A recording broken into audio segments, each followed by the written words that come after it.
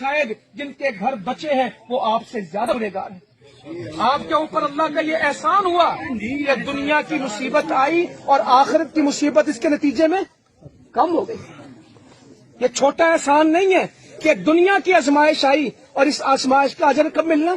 क़यामत में। बंदा कहेगा या अल्लाह ये तो सौदा कीमती हो गया, उस मकान के बदले में जन्नत मिल गई।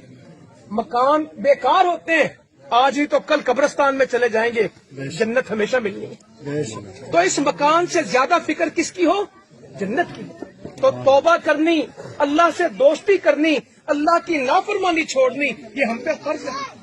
मेरे भाइयों बुजुर्गों मेरी बहनों, अगर हमने ये काम ना किया, ये राशन 10 दिन चलेगा कि 5 दिन? इतना ही चलेगा ना, ये कोई 2 साल तो नहीं चलना।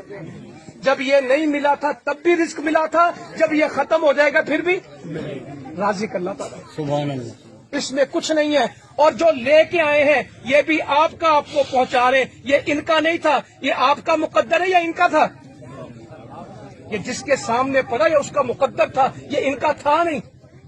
ये आपको पहुंचा रहे हैं। देने वाला कौन है? अल्लाह ताला। ये नहीं देते। नबी करीम सल्लल्लाहु अलैहि वसल्लम फरमाते हैं अल्लाह ताला अता करता है, मैं तकसीम करता हूँ। ये नहीं कहा कि मैं अता करता हूँ, कहा मैं क्या करता हूँ? ये तकसीम करने वाले हैं, ये देने वाले नहीं है। देने वाला कौन है? अल्लाह है। उसी पे तवक्कल करेंगे तो ये जमात आपके पास आती है। मुझे अपने बारे में भी फिक्र होनी चाहिए, आपके बारे में, आपके बच्चों के बारे में।